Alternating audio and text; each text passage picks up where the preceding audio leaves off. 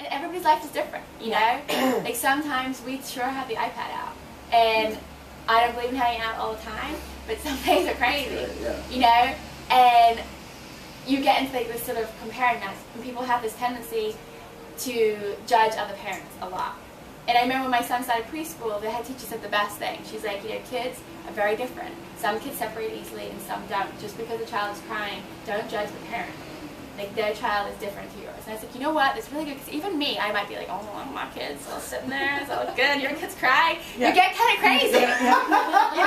You turn into that mom. Of course, I was that mom when my kid was crying. But it's like, you just really have to be like, I am making these decisions for the right reasons. And of course you can be influenced by other people, like, you know what, that is a really good thing you guys are doing. I would like to incorporate that. But make it positive rather than like, oh, I'm the worst mom because I'm not doing it. Right, like, we'll start today. That's fine. But it gets really intense, I think, once you become pregnant. And once people have an opinion. Like, we were just talking about whether you find out the sex of your baby. Right. People, again, that's where it kind of begins. Oh, what, you are? Or like, you know, how could you not? Yeah. People get really in it. It's almost like, I mean, right now I don't talk to anyone about a lot of things. Right.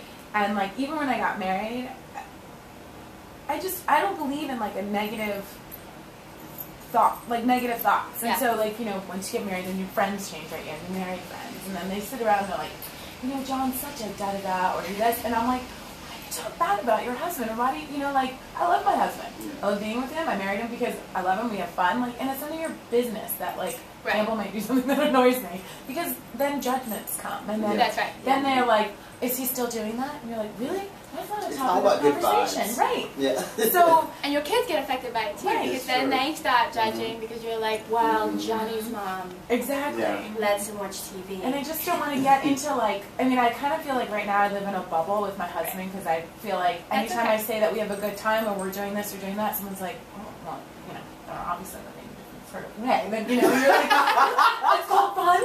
I get out of the house. I don't move around, you know. So you're just trying to like, it's hard to find your footing with like different stages. And like, I am fearing like this next days of like.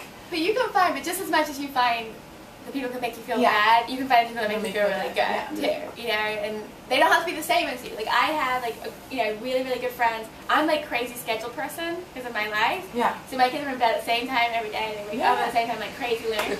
I have a friend whose kids, like, they go to bed at, like, 10 o'clock, they sleep with her, and they're happy, and that works for her life. So it's not like I have friends that are similar to me. You just find people that she doesn't judge the way I do, we both support each other. It's not, you know, so you don't have to be like, who else out there is a scheduled person because we hang out. Probably not a good idea. Over here, if you're a scheduled person, you might be able to have a match. It's kind of intense. It's like mommymatch.com. Maybe we should have that. That's an idea. I know, but it's really important. It's so easy to be insecure as a woman anyway, and as a parent, it goes to a whole nother level. You have to know what's right for your child. How long were you married before you had your first kid? 2 years. So how, like, what about having kids changed the most for you with your husband? Or would you say for people in general? I know what we were talking about before, but like how does your life, like, in my mind, my life's going to change because we can't just pick up and go on vacation and go out to dinner anytime we want. Like, the obvious things. It was more gradual. Okay. You know, when we got married, we were really young. Well, not that. I mean, we were young in New York City, like 26. And so we were going out all the time, like, and then, but then I had a miscarriage. So we'd been trying to get pregnant for a while. So we were like I really wanted to get pregnant. And then you sort of have the 9 months, like preparation, and then we had the baby. And I think my life changed more than his did at that point. But then I didn't want to go out as much because when you have the first baby, it's like, it's not like you missed going. No, it's not like you wanted. We can't go to dinner because the bedtime is at 6:30. And we can't, and I couldn't, like, my car just couldn't get into how, you know. And then we had a second baby, and it's like, why didn't we go out to dinner? Because the baby sleeps all the time. Because it totally sleeps after dinner, but I can't take my 2.5-year-old to dinner because he really does need to go to sleep at 7. So you sort of, you change as you go, but you also look back and laugh because you realize that you didn't have to change that drastically so quickly.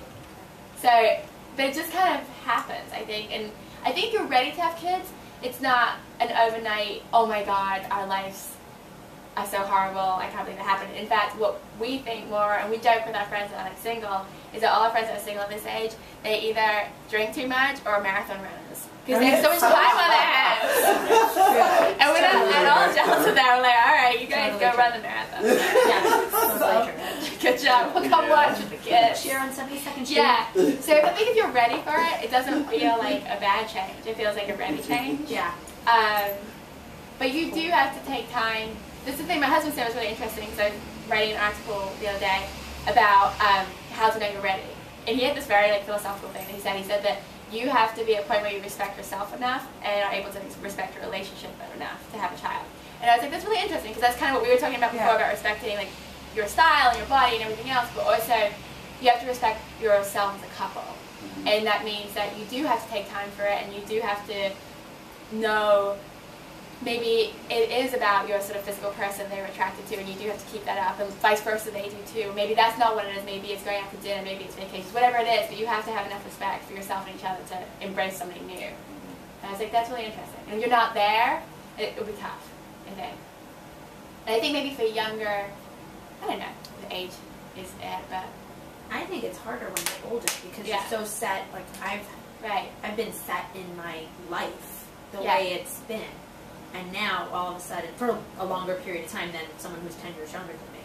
Yeah. So I feel like for me, although you could say you've had all your time. Yeah. No, that's true too. But it's also gradual. People think that when you have a baby, babies like prepare you well. People think when you have a baby, especially my friends, they'll see like a 3-year-old running around like a crazy man, and they're like, this is a lot of work. And like they don't come out like this. They come out, they sleep like 18 hours a day. They just drink milk. You don't even have to make food yet. Like it's very gradual, and then they start eating rice cereal, and then you start having to make chicken nuggets. Like it doesn't have. They prepare you. Like it doesn't happen all at once. Yeah. So you suddenly find yourself with like pregnant with your third baby and like running around all the place. But it didn't happen overnight. Yeah. And so if it happened overnight, I have no idea how anybody would handle it. Which is why triplets have got to be totally difficult. Yeah. 3 toddlers. All the same age. Yeah, and that's the other thing, like you kind of break it up, they're doing different things at different points. Yeah. And learning different things at different points. So it's much, I think you've been through it before. So by the time you get to the second one, but if you're doing all 3 at one time, I feel like it would just triple the amount of doubt or insecurity you would have. And I think the fatigue thing is one thing that I know my clients are the most scared about often. And it's not getting up in the middle of the night because your neighbor's like banging on the wall.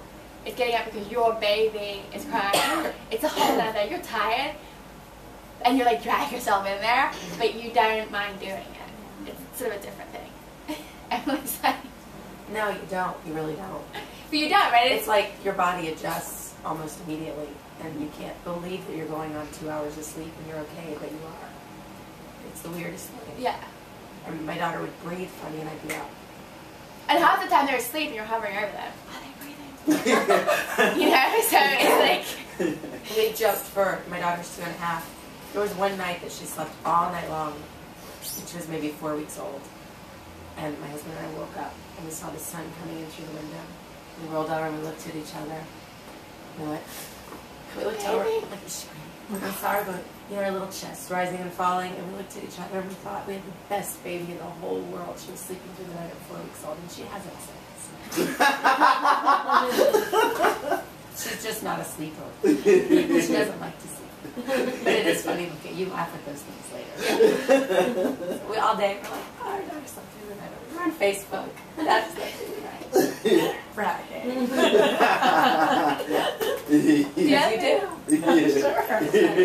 The other thing too that you have to remember, the parents, is babies change all the time. So just when you think you might not be able to handle something, it'll change. Or just when you think you like something and the schedule's really awesome, it'll change. They change so many times that you have to be sort of infinitely flexible with the schedule. Because it's like, as they get older, they eat different times, different amounts of food, just to constantly go. And what I find is the moment something's not working is because they want you to change the schedule. they need less steps, or they need more food, or less bottles, or whatever it is. And that's why having a good pediatrician is so important, because you go once a month in the first part of the first year, and you can say, like, I don't know, they're just not eating as much, and they'll probably be like, you know what, you need to drop a bottle. And you're like, ah, and then you'll do it, and it'll be like magic.